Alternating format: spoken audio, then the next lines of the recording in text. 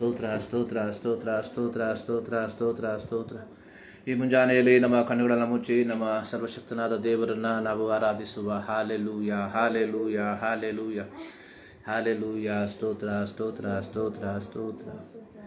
ಇಂಥ ಒಳ್ಳೆ ಸಮಯದೋಳು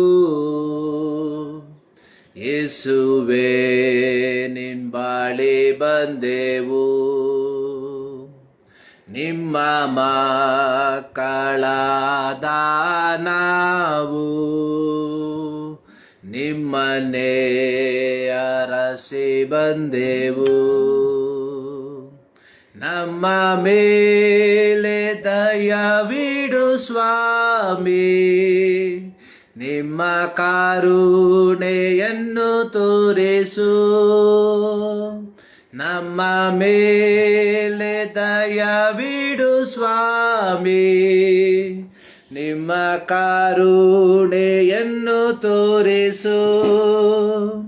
ನಿಮ್ಮನ್ನೇ ರಕ್ಷಕನಾಗಿ ಕಾಣಲು ಪ್ರೇರಿಸು ನಮ್ಮೆಲ್ಲರನ್ನು.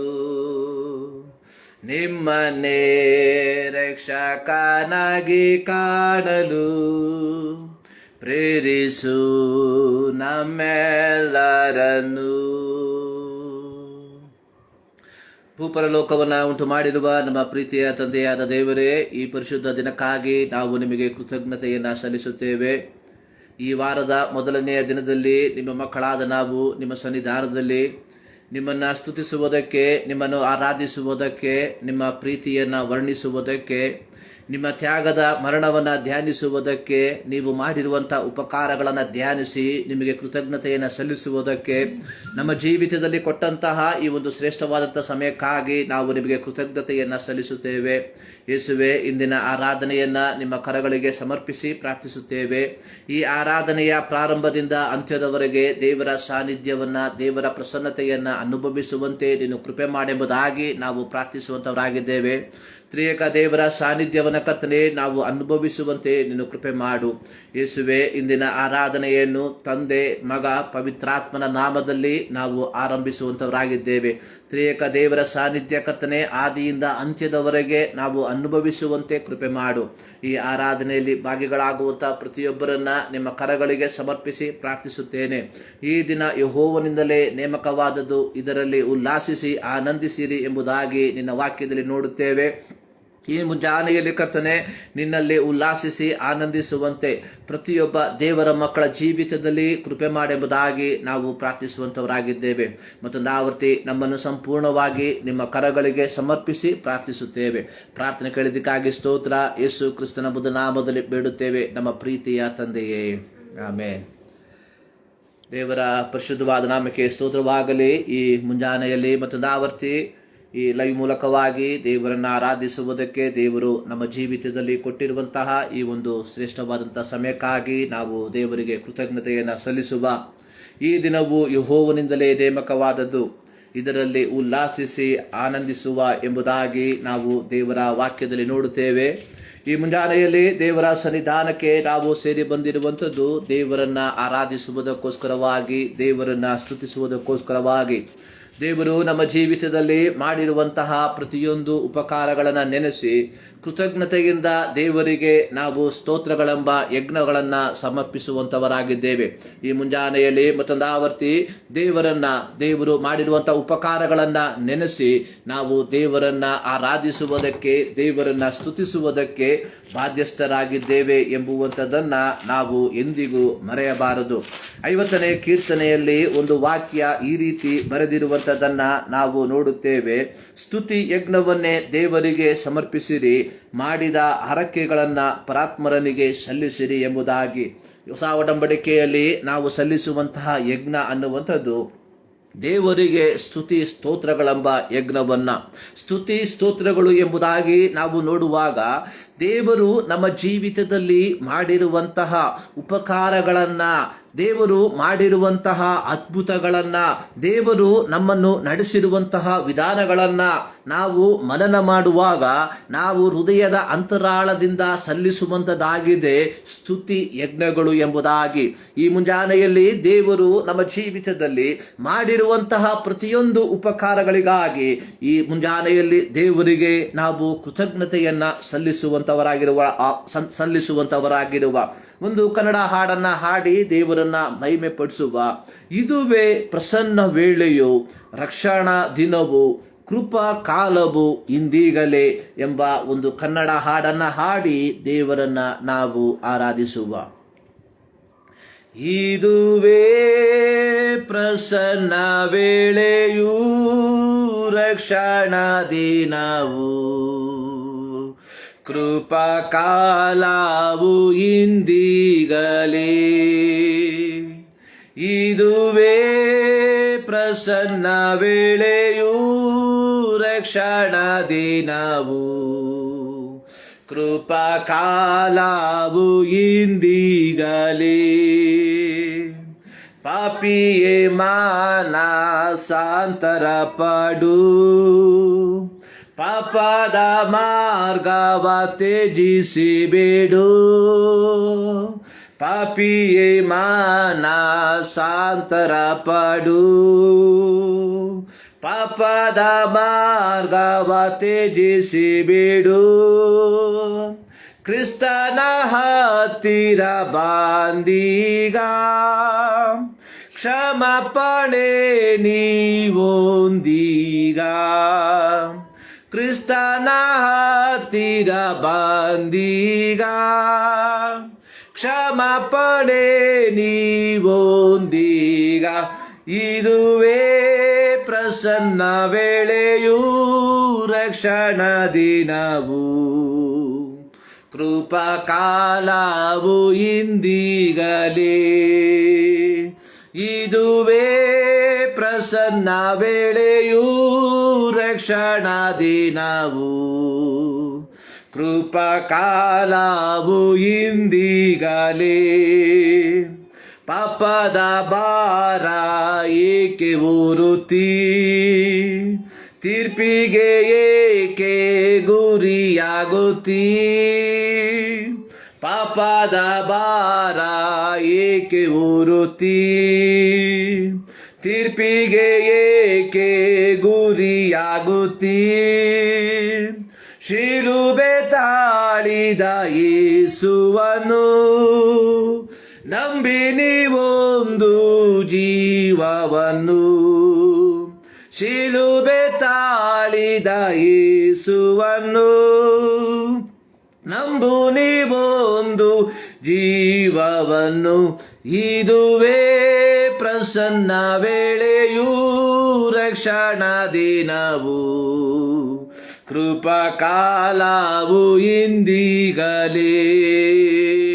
ಇದುವೇ ಪ್ರಸನ್ನ ವೇಳೆಯು, ರಕ್ಷಣಾ ದಿನವು, ಕೃಪಾ ಕಾಲವು ಇಂದೀಗಲೇ.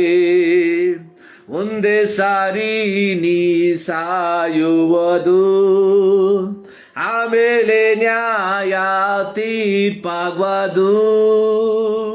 ಒಂದೇ ಸಾರಿ ನೀ ಸಾಯುವುದು, ಆಮೇಲೆ ನ್ಯಾಯ ತೀರ್ಪಾಗುವುದು. ದೇವರ ನಿಜ ನೇಮಕವು ತಪ್ಪಿಸಿಕೊಳ್ಳಲ ಸಾಧ್ಯವು. ದೇವರ ನಿಜ ನೇಮಕವು ತಪ್ಪಿಸಿಕೊಳ್ಳಲ.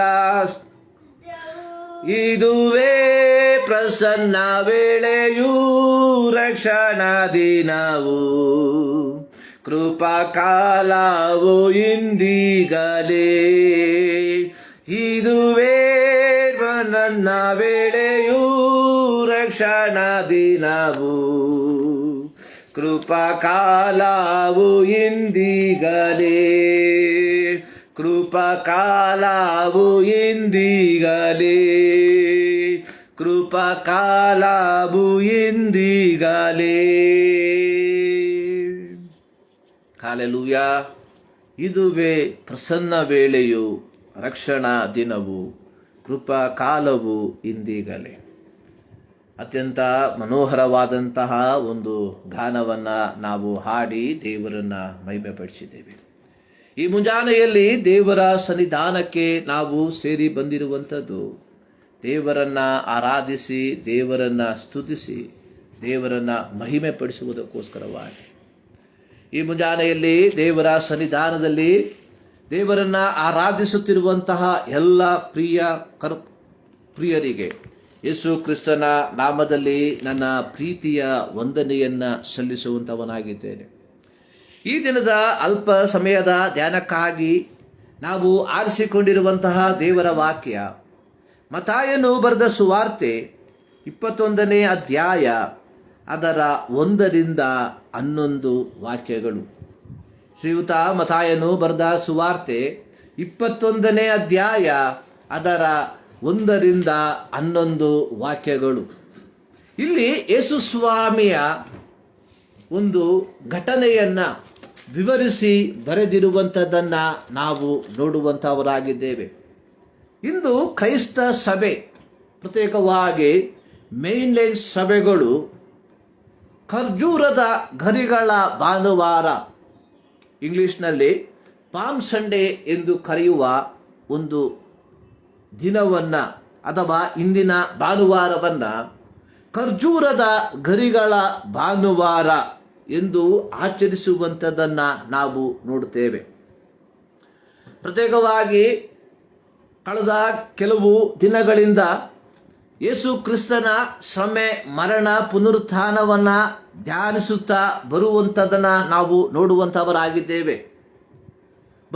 ಬರಲಿರುವಂತಹ ಶುಕ್ರವಾರ ಕ್ರೈಸ್ತ ಲೋಕವು ಅಥವಾ ಕ್ರೈಸ್ತ ಸಮುದಾಯ ಗುಡ್ ಫ್ರೈಡೇ, ಶುಭ ಶುಕ್ರವಾರವನ್ನು, ಅಂದರೆ ಯೇಸು ಕ್ರಿಸ್ತನ ಮರಣವನ್ನು ಧ್ಯಾನಿಸುವಂತಹ ಒಂದು ಸಮಯಕ್ಕೆ ದಾಪುಗಾಲು ಇಡುವಂಥದ್ದನ್ನು ನಾವು ನೋಡುತ್ತೇವೆ. ಇಂದು ಓದಿದಂತಹ ಅಥವಾ ಇಂದು ನಾವು ಧ್ಯಾನ ಮಾಡಲಿರುವಂತಹ ವಾಕ್ಯದಲ್ಲಿ ಯೇಸು ಸ್ವಾಮಿಯು ಒಬ್ಬ ಅರಸನಂತೆ ಯೆರೂಸಲೇಮಿಗೆ ಪ್ರವೇಶ ಮಾಡಿದ ಒಂದು ವಾಕ್ಯವನ್ನು ನಾವು ಮತ್ತಾಯನು ಬರೆದ ಸುವಾರ್ತೆ 21ನೇ ಅಧ್ಯಾಯ ಅದರ 1ರಿಂದ 11 ವಾಕ್ಯಗಳಲ್ಲಿ ನಾವು ನೋಡುತ್ತೇವೆ. ಈ ಒಂದು ಘಟನೆಯನ್ನು ಅಥವಾ ಈ ಒಂದು ಸಂಭವವನ್ನು 4 ಸುವಾರ್ತೆಗಾರರು ಅಥವಾ ಸುವಾರ್ತೆಗಳನ್ನು ಬರೆದಿರುವಂತಹ 4 ವ್ಯಕ್ತಿಗಳು ಉಲ್ಲೇಖಿಸಿ ಬರೆದಿರುವಂಥದ್ದನ್ನು ನಾವು ನೋಡುವಂಥವರಾಗಿದ್ದೇವೆ. ಕಾರಣ, ಮತ್ತಾಯನು ಬರೆದ ಸುವಾರ್ತೆಯಲ್ಲಿ ಅನೇಕ ಕಾರ್ಯಗಳು ಮಾರ್ಕನ ಸುವಾರ್ತೆಯಲ್ಲಿ ಅಥವಾ ಮತ್ತಾಯ, ಮಾರ್ಕ, ಲೂಕನು ಬರೆದ ಸುವಾರ್ತೆಗಳಲ್ಲಿ ಇರುವಂಥ ಅನೇಕ ಕಾರ್ಯಗಳನ್ನು ಯೋಹಾನನ ಸುವಾರ್ತೆಗಳಲ್ಲಿ ನಾವು ಕಾಣುವುದಿಲ್ಲ.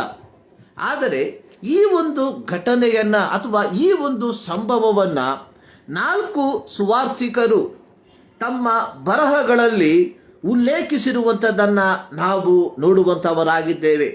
ಮತ್ತಾಯನು ಬರೆದ ಸುವಾರ್ತೆ 21ನೇ ಅಧ್ಯಾಯದಲ್ಲಿ ಅದರ 1ರಿಂದ 11 ವಾಕ್ಯದಲ್ಲಿ ಮತ್ತಾಯನು ಈ ಒಂದು ಕಾರ್ಯಗಳನ್ನು ಬರೆದಿರುವಾಗ, ಮಾರ್ಕನು 11ನೇ ಅಧ್ಯಾಯದ 1ರಿಂದ 11 ವಾಕ್ಯದಲ್ಲಿಯೂ, ಲೂಕನು ಬರೆದ ಸುವಾರ್ತೆ 19ನೇ ಅಧ್ಯಾಯದ 29ರಿಂದ 40 ವಾಕ್ಯಗಳಲ್ಲಿ, ಯೋಹಾನನು ಬರೆದ ಸುವಾರ್ತೆ 12ನೇ ಅಧ್ಯಾಯದ 12ರಿಂದ 19 ವಾಕ್ಯಗಳಲ್ಲಿ ಈ ಒಂದು ವಿಚಾರವನ್ನು ಅಥವಾ ಈ ಒಂದು ಸಂಭವವನ್ನು ಇಲ್ಲಿ ಸುವಾರ್ತಿಕರು ಬರೆದಿರುವಂಥದ್ದನ್ನು ನಾವು ನೋಡುವಂಥವರಾಗಿದ್ದೇವೆ. ಈ 4 ಸುವಾರ್ತೆಗಳಲ್ಲಿ ಕಾಣುವ ಒಂದು ಸಾಮ್ಯತೆ ಏನೆಂಬುದಾಗಿ ನಾವು ನೋಡುವಾಗ, ಜನರು ದೇವರನ್ನ ಆರಾಧಿಸುವಂಥದ್ದು, ಜನರು ದೇವರನ್ನ ಸ್ತುತಿಸುವಂಥದ್ದನ್ನ ನಾವು ನೋಡುವಂಥವರಾಗಿದ್ದೇವೆ. ಮತ್ತಾಯನು ಬರೆದ ಸುವಾರ್ತೆ 21ನೇ ಅಧ್ಯಾಯವನ್ನ ಆಧರಿಸಿ ಈ ಮುಂಜಾನೆಯಲ್ಲಿ ನಾವು ಅಲ್ಪ ನಿಮಿಷ ದೇವರ ವಾಕ್ಯವನ್ನ ಧ್ಯಾನ ಮಾಡುವ. ಇಲ್ಲಿ ಈ ಮತ್ತಾಯನ ಬರೆದ ಸುವಾರ್ತೆಯಲ್ಲಿ ಈ ಮತ್ತಾಯನು ಈ ಒಂದು ಸಂಭವವನ್ನ ವಿವರಿಸುವಂಥದ್ದು ಈ ರೀತಿಯಾಗಿ, ಅವರು ಯೆರೂಸಲೇಮಿಗೆ ಸಮೀಪಿಸಿ ಎಣ್ಣೆಯ ಮರಗಳ ಗುಡ್ಡದ ಬಳಿಯಲ್ಲಿರುವ ಬೆಪ್ಪೆಗೆ ಬಂದಾಗ ಯೇಸು ಇಬ್ಬರು ಶಿಷ್ಯರನ್ನ ಕರೆದು, ನಿಮ್ಮೆದುರಿಗಿರುವ ಹಳ್ಳಿಗೆ ಹೋಗಿರಿ. ಹೋದ ಕೂಡಲೇ ಅಲ್ಲಿ ಕಟ್ಟಿರುವ ಕತ್ತೆಯನ್ನು ಅದರ ಕೂಡ ಇರುವ ಮರಿಯನ್ನು ಕಾಡುವಿರಿ. ಅವುಗಳನ್ನು ಬಿಚ್ಚಿ ನನ್ನ ಹತ್ತಿರಕ್ಕೆ ಹಿಡುಕೊಂಡು ಬನ್ನಿರಿ. ಯಾವನಾದರೂ ನಿಮಗೆ ಏನಾದರೂ ಕೇಳಿದರೆ ಅವುಗಳನ್ನು ಇವು ಸ್ವಾಮಿಯವರಿಗೆ ಬೇಕಾಗಿದೆ ಅನ್ನಿರಿ. ಕೂಡಲೇ ಅವುಗಳನ್ನು ಬಿಟ್ಟು ಕೊಡುವನು ಎಂದು ಹೇಳಿ ಕಳುಹಿಸಿದನು. ಯೇಸು ಕ್ರಿಸ್ತನು ಆತನು ಯೆರೂಸಲೇಮಿಗೆ ಪ್ರವೇಶಿಸುವಂತಹ ಒಂದು ಘಟನೆಯನ್ನ ಈ ಒಂದು ವಾಕ್ಯದಲ್ಲಿ ನಾವು ಬರೆದಿರುವಂಥದ್ದನ್ನ ನೋಡುವಂಥವರಾಗಿದ್ದೇವೆ. ಅಥವಾ ಯೇಸು ಕ್ರಿಸ್ತನು ಯೆರೂಸಲೇಮಿನ ದೇವಾಲಯಕ್ಕೆ ಪ್ರವೇಶಿಸುವಂತಹ ಒಂದು ಸಂಭವ ಇದರಲ್ಲಿ ನಾವು ನೋಡುವಂಥವರಾಗಿದ್ದೇವೆ. ಯೇಸು ಸ್ವಾಮಿ 3 ಬಾರಿ ಯೆರೂಸಲೇಮಿನ ದೇವಾಲಯಕ್ಕೆ ಹೋಗಿರುವಂತಹ ಸಂಭವಗಳನ್ನು ಸಂಕ್ಷಿಪ್ತವಾಗಿ ಇಂದು ನಿಮ್ಮ ಮಧ್ಯದಲ್ಲಿ ಹಂಚುವುದಕ್ಕೆ ನಾನು ಬಯಸುವಂತವನಾಗಿದ್ದೇನೆ. ಪ್ರಾರಂಭದಲ್ಲಿ ಯೇಸು ಸ್ವಾಮಿ ಜನಿಸಿದಾಗ ಶಾಸ್ತ್ರದಲ್ಲಿ ಹೇಳಿರುವ ಪ್ರಕಾರವಾಗಿ ಆತನನ್ನ ಪ್ರತಿಷ್ಠೆಪಡಿಸುವುದಕ್ಕೋಸ್ಕರವಾಗಿ ಯೋಸೇಫನು ಮತ್ತು ಮರಿಯಳು ಯೇಸುವನ್ನ ದೇವಾಲಯಕ್ಕೆ ತೆಗೆದುಕೊಂಡು ಹೋಗುವಂತಹ ಒಂದು ಸಂಭವ ಬರೆದಿರುವಂಥದ್ದನ್ನ ನಾವು ನೋಡುವಂತವರಾಗಿದ್ದೇವೆ. ಎರಡನೇದಾಗಿ ಯೇಸು ಸ್ವಾಮಿಯು ಸುಮಾರು 12 ವರ್ಷ ಪ್ರಾಯವಿರುವಂತಹ ಸಂದರ್ಭದಲ್ಲಿ ಪಸ್ಕಾ ಜಾತ್ರೆಯ ಸಂದರ್ಭದಲ್ಲಿ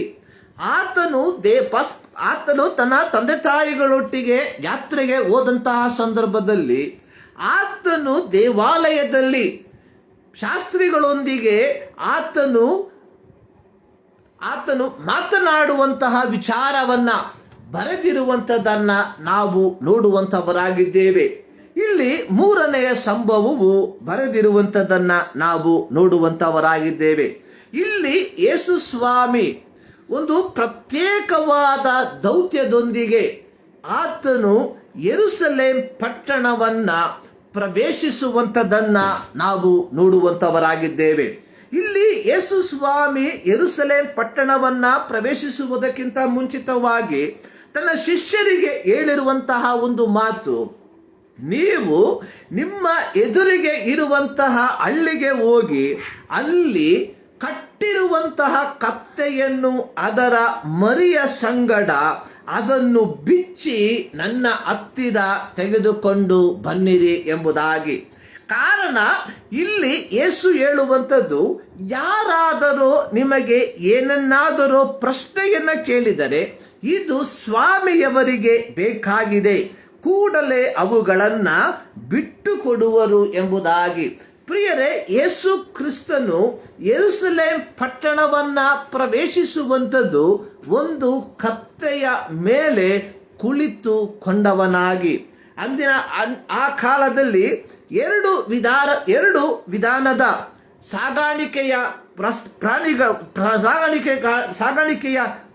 ಸಾಗಾಣಿಕೆಯನ್ನ ನಾವು ನೋಡುವಂತವರಾಗಿದ್ದೇವೆ. ಒಂದು ಕುದುರೆಯಲ್ಲಿ ಸವಾರಿ ಮಾಡುವಂತವರು, 2 ಕತ್ತೆಯ ಮೂಲಕ ಸವಾರಿ ಮಾಡುವಂತವರು. ಹಣವಂತರು ಹಾಗೂ ಅಧಿಕಾರಿಗಳು, ಸೈನಿಕರು ಇಂಥವರು ಕುದುರೆಗಳ ಮೇಲೆ ಪ್ರಯಾಣ ಬಳಸುವಾಗ ಸಾಧಾರಣ ಜನರ ಸಾಗಾಣಿಕೆಯ ವಾಹನ ಅನ್ನುವಂಥದ್ದು ಕತ್ತೆಯಾಗಿತ್ತು. ಅದೇ ರೀತಿಯಲ್ಲಿ ಯುದ್ಧಕ್ಕೆ ಹೋಗುವಂಥವರು ಕುದುರೆಗಳಲ್ಲಿ ಹೋಗುವಾಗ ಸಮಾಧಾನದ ಶುಭ ಸಮಾಚಾರವನ್ನು ತರುವಂಥವರು ಕತ್ತೆಯ ಮೇಲೆ ಯಾತ್ರೆಯನ್ನ ಮಾಡುತ್ತಿದ್ದರು. ಇಲ್ಲಿ ಯೇಸು ಸ್ವಾಮಿಯು ಸಾಧಾರಣ ಜನರ ವಾಹನವಾದ ಕತ್ತೆಯನ್ನ ಹತ್ತಿಕೊಂಡು ಆತನು ಯೆರೂಸಲೇಮ್ ಪಟ್ಟಣವನ್ನ ಪ್ರವೇಶಿಸುವಂಥದ್ದನ್ನ ನಾವು ನೋಡುವಂಥವರಾಗಿದ್ದೇವೆ. ಇಲ್ಲಿ ನಾವು ಗಮನಿಸಬೇಕಾಗಿರುವಂತಹ ಒಂದು ವಿಚಾರ, ಕಟ್ಟಲ್ಪಟ್ಟಿರುವಂತಹ ಕತ್ತೆಯನ್ನ ಯೇಸು ಅಲ್ಲಿ ಬಿಚ್ಚುವಂಥದ್ದನ್ನ ನಾವು ನೋಡುತ್ತೇವೆ. ಇಲ್ಲಿ ಒಂದು ಆತ್ಮೀಕ ಸತ್ಯವನ್ನ ನಾವು ಗ್ರಹಿಸಬೇಕಾಗಿರುವಂಥದ್ದು, ಕಟ್ಟಲ್ಪಟ್ಟಿರುವಂತಹ ಅನೇಕ ವ್ಯಕ್ತಿಗಳು ಅವರ ಜೀವಿತದಲ್ಲಿ ಒಂದು ಸ್ವಾತಂತ್ರ್ಯವನ್ನ ಬಯಸುವಂತವರಾಗಿದ್ದಾರೆ ಎಂಬುದಾಗಿ. ಈ ಒಂದು ಸ್ವಾತಂತ್ರ್ಯವನ್ನ ಕೊಡುವುದಕ್ಕೆ ನಮ್ಮ ಕರ್ತನಾದ ಯೇಸು ಕ್ರಿಸ್ತನ ಮೂಲಕ ಮಾತ್ರ ಸಾಧ್ಯ ಎಂಬುವಂಥದ್ದನ್ನ ನೀನು ನಾನು ಗ್ರಹಿಸಿಕೊಳ್ಳಬೇಕಾಗಿರುವಂಥದ್ದು ಬಹಳ ಪ್ರಾಮುಖ್ಯ. ಈ ರೀತಿ ಯೇಸು ಸ್ವಾಮಿ ತನ್ನ ಶಿಷ್ಯರನ್ನ ಕಳುಹಿಸುವಾಗ ಆತನು ಹೇಳುವಂಥದ್ದು, ಯಾರಾದರೂ ಏನನ್ನಾದರೂ ಕೇಳಿದರೆ ನೀವು ಹೇಳಬೇಕಾಗಿರುವಂಥದ್ದು ಇದು ಸ್ವಾಮಿಯವರಿಗೆ ಬೇಕಾಗಿದೆ ಎಂಬುದಾಗಿ. ನನ್ನನ್ನು ಕೇಳುವಂತ ನನ್ನ ಪ್ರೀತಿಯ ದೇವ ಜನರೇ, ಈ ಮುಂಜಾನೆಯಲ್ಲಿಯೂ ಈಗಲೂ ಕಟ್ಟಲ್ಪಟ್ಟಿರುವಂತಹ ಅನೇಕ ವ್ಯಕ್ತಿ ಜೀವಿತಗಳು ನಮ್ಮ ಮುಂಭಾಗದಲ್ಲಿರುವಂತಹ ಹಳ್ಳಿಗಳಲ್ಲಿ, ನಮ್ಮ ಮುಂಭಾಗದಲ್ಲಿರುವಂತಹ ಮನೆಗಳಲ್ಲಿ, ನಮ್ಮ ಮುಂಭಾಗದಲ್ಲಿರುವಂತಹ ವ್ಯಕ್ತಿಗಳು ಇರುವಂಥದ್ದನ್ನ ನಾವು ನೋಡುವಂತವರಾಗಿದ್ದೇವೆ. ಆದರೆ ಈ ಗರಿಗಳ ಹಬ್ಬದ ದಿನದಲ್ಲಿ ಅಥವಾ ಈ ಪಾಮ್ ಸಂಡೆಯ ದಿನದಲ್ಲಿ ಸರ್ವಶಕ್ತನಾದ ದೇವರು ನಮಗೆ ಕೊಡುವಂತಹ ಒಂದು ಸಂದೇಶ, ಕಟ್ಟಿರುವಂತಹ ಕತ್ತೆಯನ್ನ ನೀವು ಬಿಚ್ಚಿರಿ ಎಂಬುದಾಗಿ. ಯೇಸುವಿನ ಮಾತನ್ನ, ಯೇಸುವಿನ ಶಬ್ದವನ್ನ ಕೇಳಿದಂತಹ ಶಿಷ್ಯರು ಯೇಸುವಿನ ಮಾತಿಗೆ ಹೋಗೊಟ್ಟು ಅವರ ಮುಂಭಾಗದಲ್ಲಿ ಇದ್ದಂತಹ ಹಳ್ಳಿಗೆ ಅವರು ಹೋದಂತಹ ಸಂದರ್ಭದಲ್ಲಿ ಅವರು ಯೇಸು ಹೇಳಿದ ರೀತಿಯಲ್ಲಿಯೇ ಅವರು ಏನ್ ಮಾಡಿದ್ರು, ಒಂದು ಕತ್ತೆ ಮರೆಯನ್ನ, ಕಟ್ಟಿರುವಂತಹ ಕತ್ತೆಯನ್ನ ಅವರು ಕಂಡರು. ಅದನ್ನ ಬಿಚ್ಚುವಂತಹ ಸಂದರ್ಭದಲ್ಲಿ ಅದರ ಮಾಲೀಕನು ಅವರಿಗೆ ಕೇಳಿದಂತಹ ಪ್ರಶ್ನೆ, ಯಾಕೆ ಇದನ್ನು ಬಿಚ್ಚುತ್ತೀರಿ ಎಂಬುದಾಗಿ. ಆಗ ಯೇಸು ಅವರು ಹೇಳಿರುವಂಥದ್ದು, ಇದು ಸ್ವಾಮಿಯವರಿಗೆ ಬೇಕಾಗಿದೆ ಎಂಬುದಾಗಿ. ಪ್ರಿಯರೇ, ಇಂದು ಅನೇಕರು ಈ ರೀತಿಯಾದಂತಹ ಪ್ರಶ್ನೆಗಳನ್ನ ತಮ್ಮ ಜೀವಿತದಲ್ಲಿ ಅನುಭವಿಸುವಂಥದ್ದನ್ನು ನಾವು ನೋಡುವಂತವರಾಗಿದ್ದೇವೆ. ಈ ಕ್ರಿಸ್ತನ ಸದ್ವರ್ತಮಾನವನ್ನ ನಾವು ಇತರರಿಗೆ ತಿಳಿಸುವಾಗ ಯಾಕೆ ಇದು ನಮಗೆ ಎಂಬ ಪ್ರಶ್ನೆಯನ್ನ ನಾವು ಅನುಭವಿಸುವಂತವರಾಗಿದ್ದೇವೆ. ಆದರೆ ಅದಕ್ಕೆ ನಾವು ಕೊಡುವ ಉತ್ತರ ಏನಾಗಿದೆ ಎಂಬುವಂಥದ್ದನ್ನ ಒಂದು ಬಾರಿ ಅವಲೋಕಿಸಿಕೊಳ್ಳಬೇಕಾಗಿರುವಂಥದ್ದು ಬಹಳ ಪ್ರಾಮುಖ್ಯವಾಗಿದೆ. ಇಲ್ಲಿ ಯೇಸು ಸ್ವಾಮಿ ಹೇಳುವಂಥದ್ದು, ಯಾರಾದರೂ ನಿಮಗೆ ಏನಾದರೂ ಕೇಳಿದರೆ ನೀವು ಹೇಳಬೇಕಾಗಿರುವಂಥದ್ದು ಇದು ಸ್ವಾಮಿಯವರಿಗೆ ಬೇಕಾಗಿದೆ. ಹೌದು, ಕಟ್ಟಲ್ಪಟ್ಟಿರುವಂತಹ ವ್ಯಕ್ತಿ, ಬಂಧನದಲ್ಲಿರುವಂತಹ ವ್ಯಕ್ತಿ ಯೇಸು ಸ್ವಾಮಿಗೆ ಬೇಕಾಗಿರುವಂತಹ ವ್ಯಕ್ತಿಯಾಗಿದ್ದಾನೆ ಎಂಬುವಂಥದ್ದನ್ನ ನೀನು ನಾನು ಮರೆಯಬಾರದು. ಸೈತಾನನಿಂದ ಬಂಧಿಸಲ್ಪಟ್ಟವಳನ್ನ ಯೇಸು ಸ್ವಾಮಿ ಬಿಡುಗಡೆ ಮಾಡಿರುವಂತಹ ಸಂಭವ ಸುವಾರ್ತೆಗಳಲ್ಲಿ ಬರೆದಿರುವಂತದ್ದನ್ನ ನಾವು ನೋಡುತ್ತೇವೆ. ಅಲ್ಲಿ ಯೇಸು ಸ್ವಾಮಿ ಹೇಳಿರುವಂತದ್ದು, ಸೈತಾನನು ಬಂಧಿಸಿರುವಂತಹ ಇವಳನ್ನ, ಅಬ್ರಹಾಮನ ವಂಶದವಳಾದ ಇವಳನ್ನ ಬಿಡುಗಡೆ ಮಾಡುವಂಥದ್ದು ಉಚಿತವಲ್ಲವೋ ಎಂಬುದಾಗಿ. ಪ್ರಿಯರೇ, ಇಂದು ಸಹ ದೇವರು ಅನೇಕರ ಕಟ್ಟುಗಳನ್ನ ಬಿಚ್ಚುವುದಕ್ಕೆ ಆತನು ಬಹಳ ಆಸಕ್ತಿಯಿಂದ ಕಾಯುತ್ತಿರುವಂಥದ್ದನ್ನು ನಾವು ನೋಡುತ್ತೇವೆ. ಇಂದು ಯೇಸು ಸ್ವಾಮಿಯ ಶಿಷ್ಯರು ಈ ಲೋಕದಲ್ಲಿ ಇಲ್ಲ, ಆದರೆ ನಿನ್ನನ್ನ ನನ್ನನ್ನ ಯೇಸು ಸ್ವಾಮಿ ಈ ಲೋಕದಲ್ಲಿ ಇಟ್ಟಿರುವಂಥದ್ದು ಯೇಸುವಿನಿಂದ ಬರುವ ಮಾತನ್ನ ಕೇಳಿ ಯೇಸು ಸ್ವಾಮಿ ಹೇಳುವಂತಹ ವ್ಯಕ್ತಿಯ ಬಳಿಗೆ ಹೋಗಿ ಅವನ ಬಂಧನದಿಂದ ಅವನನ್ನ ಬಿಡುಗಡೆ ಮಾಡುವಂಥದ್ದು. ಹೀಗೆ ಯೇಸುವಿನ ಆಜ್ಞಾನುಸಾರವಾಗಿ ನಾವು ಯಾವುದಾದರೂ ವ್ಯಕ್ತಿಯ ಬಂಧನವನ್ನ ಬಿಚ್ಚುವುದಾದರೆ ಪ್ರಶ್ನೆಗಳು ಎದ್ದೇಳುವಂಥದ್ದು ಸಹಜವಾಗಿದೆ. ಇಂತಹ ಪ್ರಶ್ನೆಗಳು ಎದ್ದೇಳುವಾಗ ಅದಕ್ಕೆ ಕೊಡಬೇಕಾದ ಉತ್ತರವನ್ನು ಸಹ ಯೇಸು ಸ್ವಾಮಿ ಈ ವಾಕ್ಯ ಭಾಗದಲ್ಲಿ ಹೇಳಿರುವಂಥದ್ದನ್ನು ನಾವು ನೋಡುತ್ತೇವೆ. ಆ ಉತ್ತರ ಏನೆಂದರೆ, ಇದು ಸ್ವಾಮಿಯವರಿಗೆ ಬೇಕಾಗಿದೆ. ನನ್ನನ್ನು ಕೇಳುವಂತಹ ನನ್ನ ಪ್ರೀತಿಯ ದೇವ ಜನರೇ, ಇದೇ ಯಥಾರ್ಥವಾದಂತಹ ಸುವಾರ್ತೀಕರಣದ ಒಂದು ಮಾದರಿ ಎನ್ನುವಂಥದ್ದು. ಯೇಸು ಸ್ವಾಮಿ ಈ ಲೋಕವನ್ನ ಬಿಟ್ಟು ಹೋಗುವುದಕ್ಕಿಂತ ಮುಂಚಿತವಾಗಿ ಯಥಾರ್ಥವಾದಂತಹ ಸುವಾರ್ತೀಕರಣದ ಒಂದು ಮಾದರಿಯನ್ನ ನಿನಗೂ ನನಗೂ ಆತನು ತೋರಿಸಿ ಹೋಗಿರುವಂಥದ್ದನ್ನು ನಾವು ನೋಡುತ್ತೇವೆ. ಈ ಒಂದು ಸಂಭವವು ಒಂದು ಹಳೆ ಒಡಂಬಡಿಕೆಯ ಪ್ರವಾದನೆಯ ಪೂರ್ತೀಕರಣವು ಆಗಿತ್ತು ಎಂಬುದಾಗಿ ನಾವು ತಿಳಿದುಕೊಳ್ಳಬೇಕಾಗಿರುವಂಥದ್ದು ಬಹಳ ಪ್ರಾಮುಖ್ಯವಾಗಿದೆ. ಜಕರ್ಯನ ಪ್ರವಾದನ ಗ್ರಂಥ 9ನೇ ಅಧ್ಯಾಯದ 9ನೇ ವಾಕ್ಯದಲ್ಲಿ ಇಲ್ಲಿ ಪ್ರವಾದಿಯಾದ ಜಕರ್ಯನು ಹೇಳುವಂಥದ್ದು, ಚಿಯೋನ್ ನಗರಿಗೆ ಬಹು ಸಂತೋಷ ಪಡು, ಯೆರೂಸಲೇಮ್ ಪುರಿಗೆ ಹರ್ಷಧ್ವನಿಗೈ.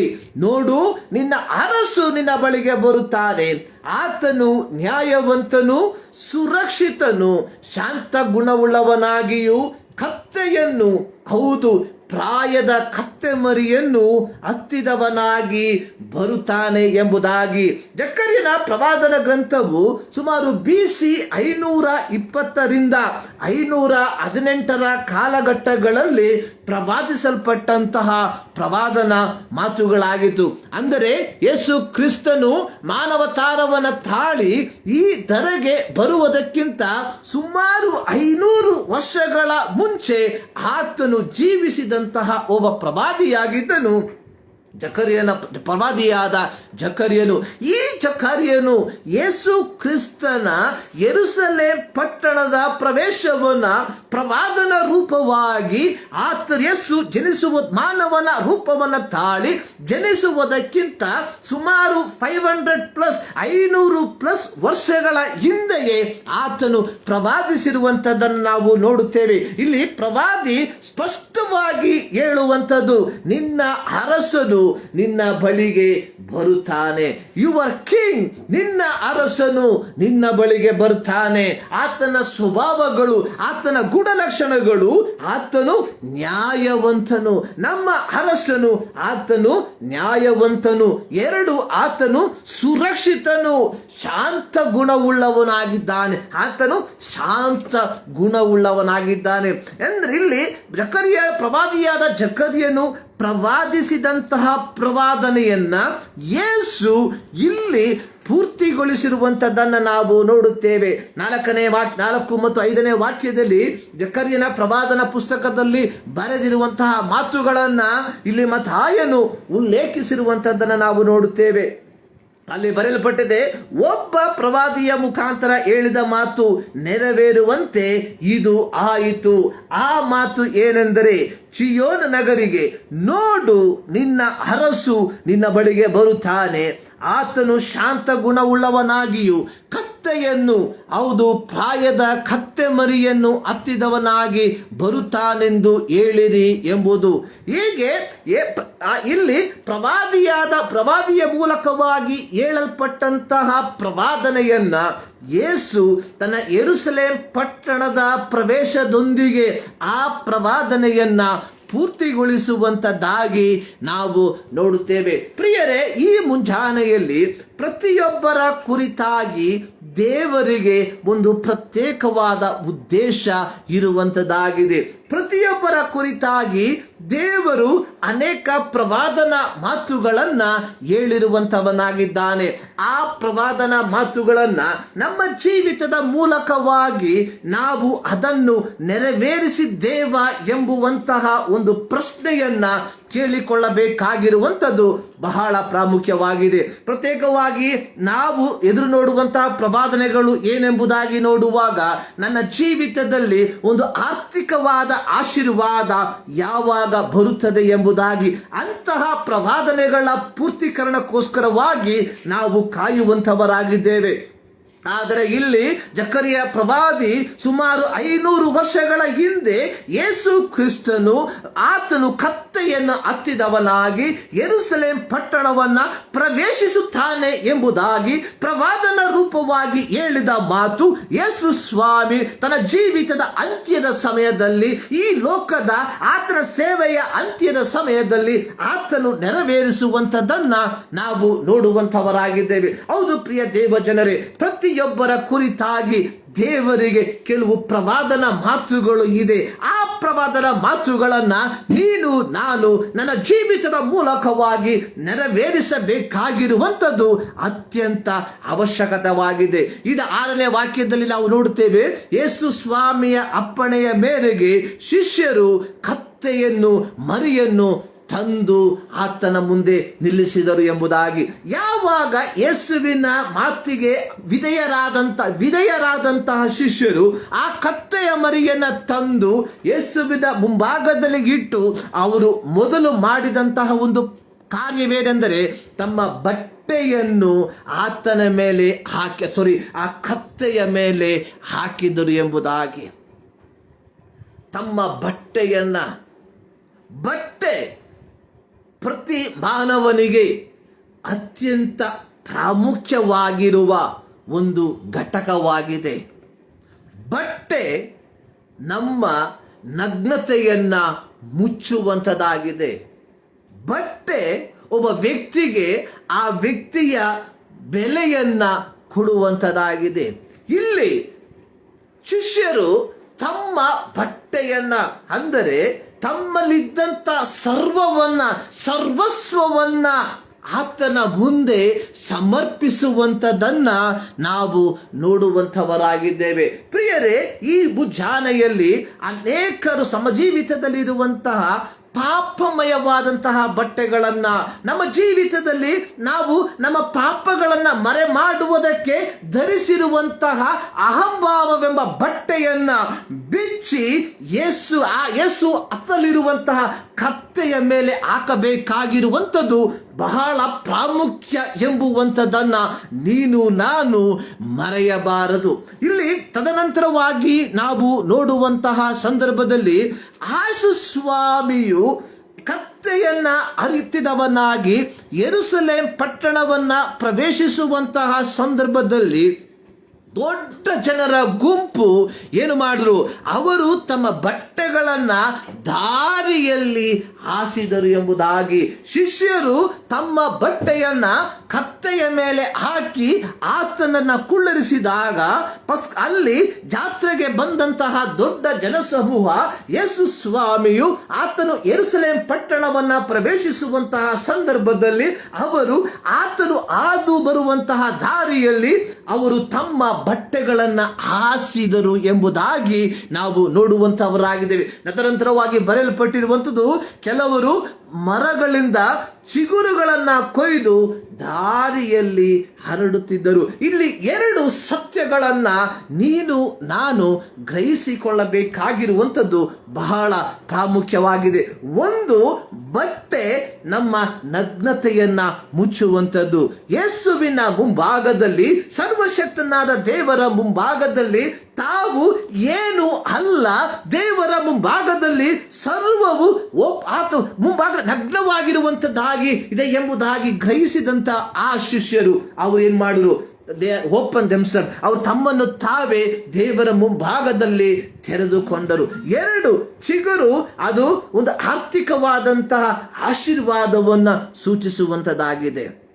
ಯೇಸು ಸ್ವಾಮಿ ಯೆರೂಸಲೇಮ್ ಪಟ್ಟಣವನ್ನ ಪ್ರವೇಶಿಸುವಂತಹ ಸಂದರ್ಭದಲ್ಲಿ ಜಾತ್ರೆಗೆ ಕೂಡಿ ಬಂದಿದ್ದ ಜನರು ಅವರು ಬರಲಿರುವಂತಹ ಆರ್ಥಿಕತೆಗಿಂತಲೂ ಮಿಗಿಲಾಗಿ ಆತನಿಗೋಸ್ಕರವಾಗಿ ಆ ಚಿಗುರುಗಳನ್ನ ಕೊಯ್ದು ಆತನು ಏನು ಮಾಡಿದರೆ ಅಲ್ಲಿ ಆತನು ಬರುವಂತಹ ದಾರಿಯಲ್ಲಿ ಹಾಕಿದರು ಎಂಬುದಾಗಿ ನಾವು ನೋಡುವಂತವರಾಗಿದ್ದೇವೆ. ಇಲ್ಲಿಗೆ ಎಲ್ಲವೂ ಮುಕ್ತಾಯವಾಗಲಿಲ್ಲ. ಹೀಗೆ ಮಾಡಿದಂತಹ ಜನರು 9ನೇ ವಾಕ್ಯದಲ್ಲಿ ಅವರು ಆಡುವಂಥದ್ದು, ದಾವೀದನ ಕುಮಾರನಿಗೆ ಜಯ, ಕರ್ತನ ಹೆಸರಿನಲ್ಲಿ ಬರುವವನಿಗೆ ಆಶೀರ್ವಾದ, ಮೇಲಣ ಲೋಕದಲ್ಲಿ ಜಯ ಎಂಬುದಾಗಿ.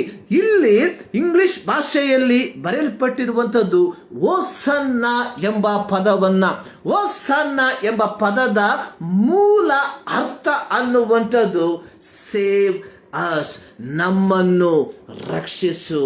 ಕಾರಣ ಇಸ್ರಾಯೇಲ್ ಜನ ಅಥವಾ ಆ ಒಂದು ಜನರ ಗುಂಪು ರೋಮ ಸಾಮ್ರಾಜ್ಯದ ಅಧಿಕಾರಿಗಳಿಂದ ಅವರು ಚಜ್ಜಲ್ಪಟ್ಟವರಾಗಿ, ಅವರ ಆಳ್ವಿಕೆಯಿಂದ ಕುಗ್ಗಿಸಲ್ಪಟ್ಟವರಾಗಿ ಅವರು ಆಗಿರುವಾಗ ಈ ಯೇಸು ಕ್ರಿಸ್ತನನ್ನ ಒಬ್ಬ ರಾಜನನ್ನಾಗಿ, ಒಬ್ಬ ಮಸಿಯನನ್ನಾಗಿ ಅಂಗೀಕರಿಸಿದಂತ ಜನರು ಅವರು ಹೇಳುವಂಥದ್ದು ಓಸನ್ನ. ಓಸನ್ನ ಅಂದರೆ ದೇವರೇ, ಕರ್ತನೇ, ನಮ್ಮನ್ನ ರಕ್ಷಿಸು. ಪ್ರಿಯರೇ, ಇಂದು ಇಡೀ ಕ್ರೈಸ್ತ ಸಮೂಹ ಓಸನ್ನ ಭಾನುವಾರವನ್ನ ಆಚರಣೆ ಮಾಡ್ತಾ ಇದ್ದಾರೆ. ಓಸನ್ನ ಅಂದರೆ ಏನು? ಸೇವಸ್, ನಮ್ಮನ್ನ ರಕ್ಷಿಸು ಎಂಬುದಾಗಿ.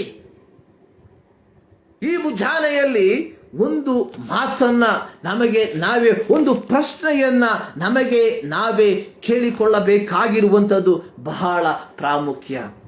ಕಾಲಗಳಲ್ಲಿ ಈ ಕ್ರಿಸ್ತನ ಪ್ರೀತಿಯನ್ನ ಅರಿತುಕೊಂಡು ಯೇಸು ಕ್ರಿಸ್ತನನ್ನ ಸ್ವಂತ ರಕ್ಷಕನಾಗಿ ಅಂಗೀಕಾರ ಮಾಡಿ ಈ ಕ್ರೈಸ್ತ ಜೀವಿತದಲ್ಲಿ ಜೀವಿಸುತ್ತಿರುವಂತಹ ನಾವುಗಳು ಇಂದು ಅನೇಕರು ಕರ್ತನೇ, ನನ್ನನ್ನ ರಕ್ಷಿಸು ಎಂಬುದಾಗಿ ಮೊರೆಯಿಡುತ್ತಿರುವಂತಹ ಶಬ್ದವನ್ನ ಕೇಳುವುದಕ್ಕೆ ನಮ್ಮ ಕಿವಿಗಳು ತೆರೆಯಲ್ಪಟ್ಟಿದೆಯಾ? ಅಥವಾ ನಾವುಗಳು ನಮ್ಮದೇ ಆದಂತಹ ಆಚಾರ ವಿಚಾರಗಳಲ್ಲಿ ಮಾತ್ರ,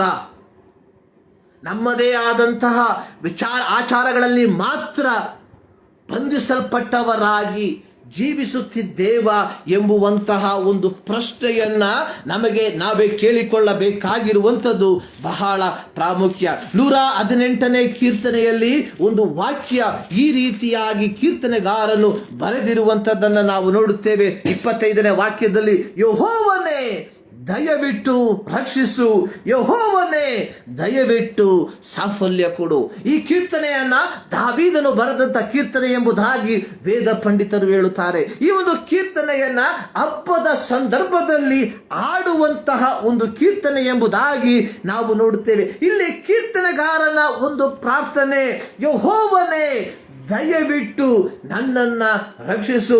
ಇಲ್ಲಿ ಉಪಯೋಗಿಸಿರುವಂತಹ ಇಬ್ರು ಪದ ಅನ್ನುವಂಥದ್ದು ಹೊಸಿಯಾನ, ಲಾರ್ಡ್ ಸೇವ್ ಅಸ್. ದೇವರೇ ನನ್ನನ್ನ ರಕ್ಷಿಸು, ದೇವರೇ ನಮ್ಮನ್ನ ರಕ್ಷಿಸು, ದೇವರೇ ನಮ್ಮ ದೇಶವನ್ನ ರಕ್ಷಿಸು, ದೇವರೇ ನಮ್ಮ ಬಂಧು ಬಳಗವನ್ನ ರಕ್ಷಿಸು ಎಂಬುದಾಗಿ ನಮ್ಮಲ್ಲಿ ಎಷ್ಟು ಜನರು ದೇವರ ಸನ್ನಿಧಾನದಲ್ಲಿ ಪ್ರಾರ್ಥಿಸುವುದಕ್ಕೆ ನಾವು ಸಿದ್ಧರಾಗಿದ್ದೇವೆ. We are all in comfort zone. ನಮ್ಮೆಲ್ಲರಿಗೂ ಬೇಕಾಗಿರುವಂಥದ್ದು ಒಂದು ಸಂತೃಪ್ತಿದಯವಾದಂತಹ ಒಂದು ಜೀವಿತ. We want to live in a comfort zone. ನಮಗೆ ಯಾವ ತೊಂದರೆಗಳು ಬರದೇ ಇರುವಂತಹ ಒಂದು ರೀತಿಯಲ್ಲಿ ಜೀವಿತವನ್ನ ಜೀವಿಸಿ ಮುಗಿಸಬೇಕೆಂಬುದಾಗಿ ನೀನು ನಾನು ಬಯಸುವಂತವರಾಗಿದ್ದೇವೆ ಪ್ರಿಯ ದೇವರ ಮಕ್ಕಳೇ. ಆದರೆ ಇಲ್ಲಿ ಕೀರ್ತನೆಗಾರರು ಹೇಳ್ತಾ ಇದ್ದಾನೆ, ಯೆಹೋವನೇ ದಯವಿಟ್ಟು. Is a prayer. ಆತನ ಒಂದು ಮೊರೆಯ ಪ್ರಾರ್ಥನೆ ಎಂಬುದಾಗಿ ನಾವು ಇಲ್ಲಿ ನೋಡುವಂತವರಾಗಿದ್ದೇವೆ. ಇಲ್ಲಿ ಜನರು ಯೇಸುವನ್ನ ಹೇಳುವಂಥದ್ದು, ದಾವೀದ ಕುಮಾರನೇ ಹೋಸನ್ನ, ಅಂದರೆ son of David save us. ದಾವೀದ ಕುಮಾರನೇ ನಮ್ಮನ್ನ ರಕ್ಷಿಸು. ಕಾರಣ ರಕ್ಷಣೆ ಆತನಿಂದ ಮಾತ್ರ ಸಾಧ್ಯವಾಗಿರುವಂತದ್ದಾಗಿದೆ.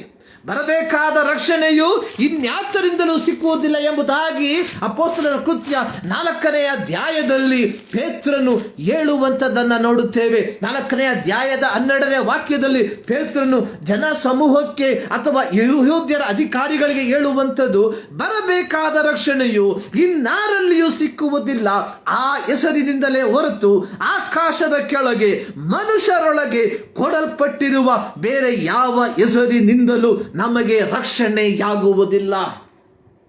People can save only through Christ Jesus. ಯೇಸು ಕ್ರಿಸ್ತನ ರಕ್ತದಿಂದ ಮಾತ್ರ ಜನರು ರಕ್ಷಣೆಯನ್ನ ಹೊಂದಿಕೊಳ್ಳುವುದಕ್ಕೆ ಸಾಧ್ಯವಾಗುವಂತದ್ದಾಗಿದೆ. ಪ್ರಿಯರೇ, ಈ ಸತ್ಯವನ್ನ, ಈ ಒಂದು ಅನುಭವವನ್ನ ನಮ್ಮ ಜೀವಿತದಲ್ಲಿ ನಾವು ಅನುಭವಿಸಿದ್ದೇವೆ.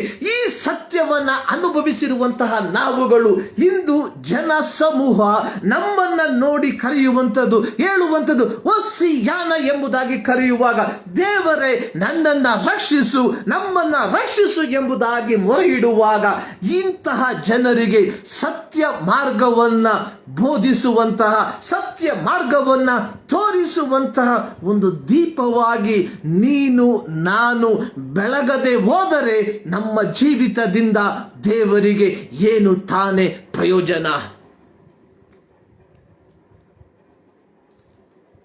ಇವತ್ತು ನಾವು ಸಭೆಗಳಲ್ಲಿ ಹೊಸ್ಯಾನ ಎಂಬುದಾಗಿ ಕೂಗ್ತೇವೆ, ಹೊಸನ್ನ ಎಂಬುದಾಗಿ ಕೂಗ್ತೇವೆ. ಆದರೆ there is a people, ಈ ರಕ್ಷಣೆಯ ಅನುಭವವನ್ನು ಪಡೆಯದ ಅನೇಕ ಜನರು ಹೊಸನ್ನ, ದೇವರೇ ನನ್ನನ್ನ ರಕ್ಷಿಸು ಎಂಬುದಾಗಿ ಮೊರೆ ಇಡುತ್ತಿರುವಾಗ,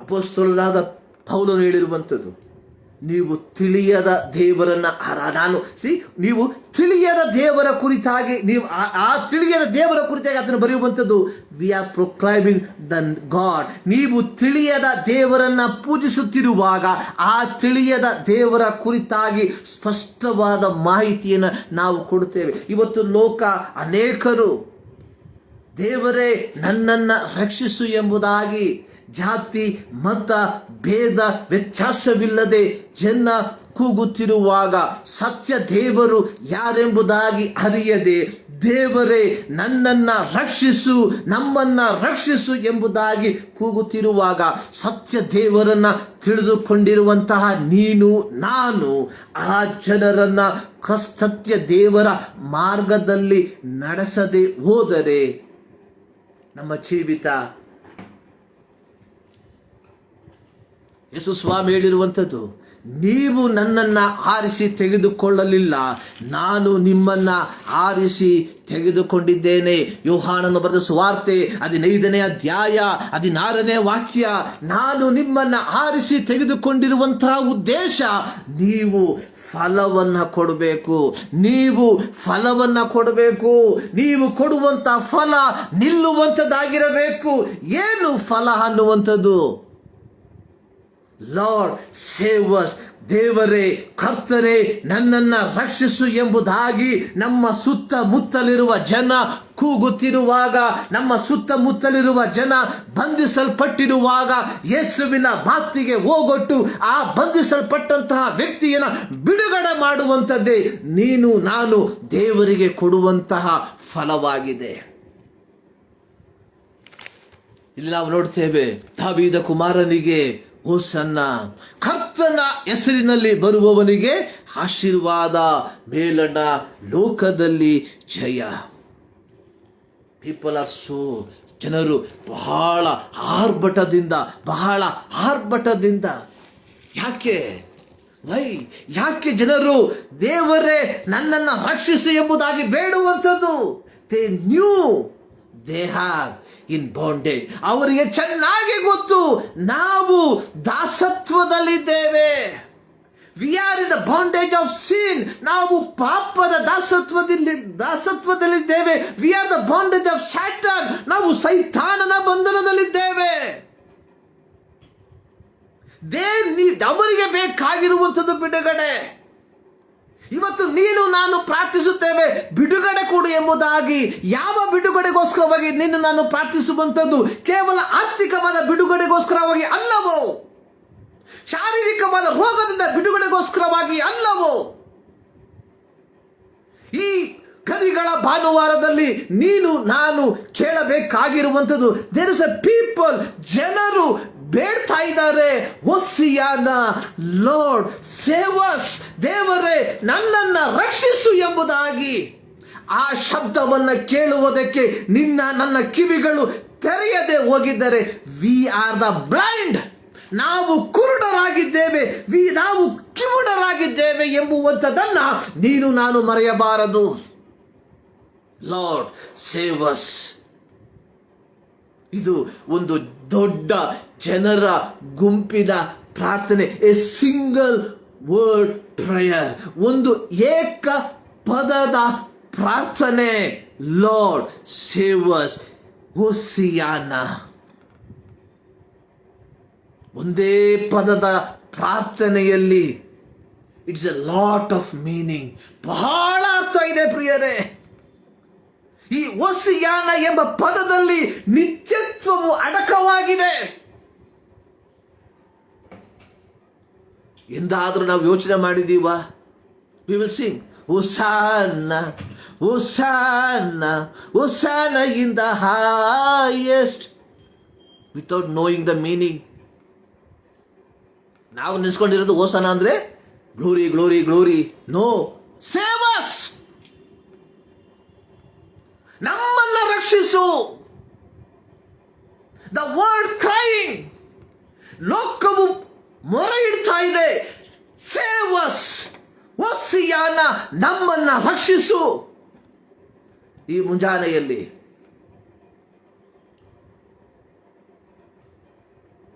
ಕೃಪೆಯಿಂದ ನಂಬಿಕೆಯ ಮೂಲಕ ರಕ್ಷಣೆಯನ್ನ ಹೊಂದಿರುವಂತಹ ಪ್ರಿಯ ದೇವ ಜನರೇ, ನಮ್ಮ ಕ್ರೈಸ್ತತ್ವ ನಾಲ್ಕು ಗೋಡೆಗಳ ಮಧ್ಯದಲ್ಲಿ ಕೈಗಳನ್ನು ಎತ್ತಿ ಓಸನ್ನ ಹೇಳುವಂತದ್ದಲ್ಲ. ಪೀಪಲ್ ಕ್ರೈಯಿಂಗ್, ಜನರು ಅಳುತ್ತಾ ಇದ್ದಾರೆ, ಜನರು ಮೊರೆ ಇಡ್ತಾ ಇದ್ದಾರೆ. ಹೋಸಿಯಾನ, ಲಾರ್ಡ್ ಸೇವ್ ಅಸ್, ದೇವರೇ ಕರ್ತನೇ ನನ್ನನ್ನು ರಕ್ಷಿಸು ಎಂಬುದಾಗಿ ಮೊರೆ ಇಡ್ತಾ ಇದ್ದಾರೆ. ಇದೇ ಸಂದರ್ಭದಲ್ಲಿ ನೀನು ಇರುವಂತಹ ಸುತ್ತಮುತ್ತಲಿರುವಂತಹ ಜನ ಮಾತಿಲ್ಲದಂತಹ ಶಬ್ದದಿಂದ they are crying, lord save us. ಆ ಶಬ್ದವನ್ನ ಕೇಳುವುದಕ್ಕೆ ನಿನ್ನ ಕಿವಿ ತೆರೆಯಲ್ಪಟ್ಟಿದ್ದೀಯ ಎಂಬ ಪ್ರಶ್ನೆಯನ್ನ ಈ ಮುಂಜಾನೆಯಲ್ಲಿ ನಮಗೆ ನಾವೇ ಕೇಳಿಕೊಳ್ಳಬೇಕಾಗಿರುವಂಥದ್ದು ಬಹಳ ಪ್ರಾಮುಖ್ಯ. ಇಲ್ಲಿ ಹೇಳ್ತಾ ಇದ್ದಾನೆ, ಲಾರ್ಡ್ ಹೋಸಿಯಾನ, ಯೆಹೋವನೇ ದೇವರೇ ನನ್ನನ್ನ ರಕ್ಷಿಸು.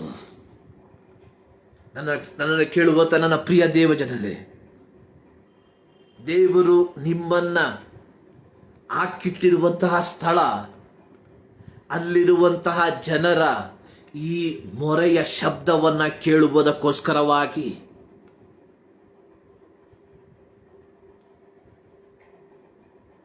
ಯೆಹೂದ್ಯರಿಗೆ ವಿರೋಧವಾಗಿ ಹಾಮಾನನು ಒಂದು ರಾಜ ಶಾಸನವನ್ನ ಸಿದ್ಧ ಮಾಡಿದಂತಹ ಸಂದರ್ಭದಲ್ಲಿ ಮೊರ್ದೆಖಾಯ್ ರಾಣಿಯಾದಂತಹ ಎಸ್ತೇರಳಿಗೆ ಹೇಳುವಂಥದ್ದು, ಈಗ ನೀನು ಸುಮ್ಮನೆ ಇದ್ದರೆ ಯೆಹೂದ್ಯರಿಗೆ ರಕ್ಷಣೆ ಇನ್ನೊಂದು ಮಾರ್ಗದ ಮೂಲಕವಾಗಿ ಸಿಗ್ತದೆ. ನೀನು ನಾನು ಈ ಯೇಸುವಿನ ಸದ್ವರ್ತಮಾನವನ್ನ ಜನರಿಗೆ ತಿಳಿಸದೆ ಹೋದರೆ, ನೆನೆಸ್ಕೊಳ್ಳೋದು ಬೇಡ್ದ, ನಾವು ಜನರು ಸುವಾರ್ತೆಯನ್ನು ಕೇಳೋದಿಲ್ಲ ಎಂಬುದಾಗಿ ದೇವರು ಬೇರೊಂದು ಮಾರ್ಗದ ಮೂಲಕವಾಗಿ, ಬೇರೊಂದು ಮಾಧ್ಯಮದ ಮೂಲಕವಾಗಿ ಜನರಿಗೆ ಸುವಾರ್ತೆಯನ್ನು ಕೇಳಿಸ್ತಾನೆ. But we lose. ನಾವು ನಮಗೆ ಬರಲಿರುವಂತಹ ಪ್ರತಿಫಲವನ್ನ ನಾವು ಮಾಡಬೇಕಾದ ದೌತ್ಯವನ್ನ ಮಾಡದ ಅಪನಂಬಿಗಸ್ತ ಸೇವಕರಾಗಿ ಮಾರ್ಪಡುತ್ತೇವೆ ಅನ್ನುವಂಥದ್ದನ್ನ ಮರಿಬಾರದು. ಇದು ಅನೇಕರು ನೆನೆಸುವಂಥದ್ದು ಸುವಾರ್ತೆಯನ್ನು ಸಾರುವಂಥದ್ದು ಪ್ರತಿಫಲವನ್ನು ಹೊಂದುವುದಕ್ಕೋಸ್ಕರವಾಗಿ ಎಂಬುದಾಗಿ ಅಲ್ಲ. ಆತ್ಮಗಳನ್ನು ಗೆಲ್ಲುವಂಥದ್ದು ನಾವು ಪರಲೋಕಕ್ಕೆ ಹೋಗುವಾಗ ಒಂದು ಎಕ್ಸ್ಟ್ರಾ ಕಿರೀಟ ಸಿಕ್ಕುತ್ತದೆ ಎಂಬುದಾಗಿ ಅಲ್ಲ. It is our responsibility. ಇದು ನಮ್ಮ ಜವಾಬ್ದಾರಿ. ಯೇಸು ಸ್ವಾಮಿ ನಮಗೆ ಕೊಟ್ಟಿರುವಂತಹ ಒಂದು ಜವಾಬ್ದಾರಿ. ಮತ್ತಾಯನ ಸುವಾರ್ತೆ 28ನೇ ಅಧ್ಯಾಯದಲ್ಲಿ ನಾವು ನೋಡ್ತೇವೆ,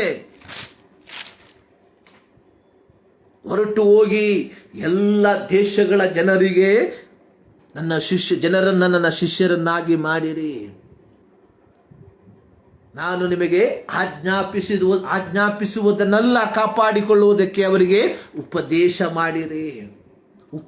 ಮಾಡಿರಿ.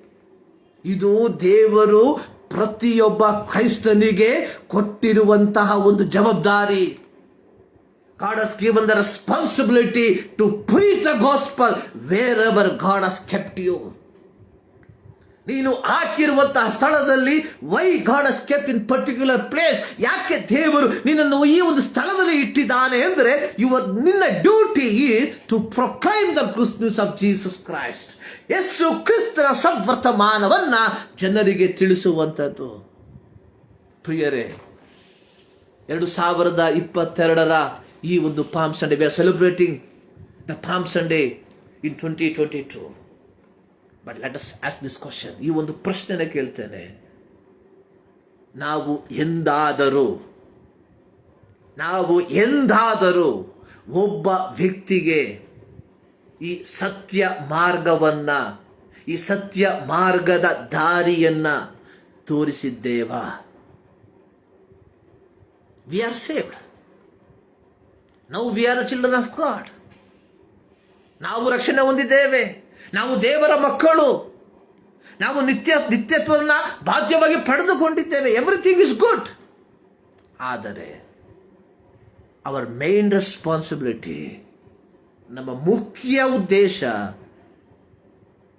ಯೇಸು ಸ್ವಾಮಿ ಹೇಳಿರುವಂಥದ್ದು, you are the salt of the world. ನೀವು ಲೋಕಕ್ಕೆ ಉಪ್ಪಾಗಿದ್ದೀರಾ. Are we salt?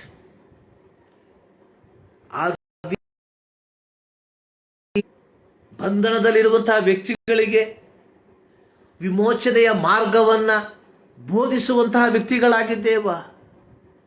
Let us ask this question. People cried, ಹೋಸಿಯಾನಾ,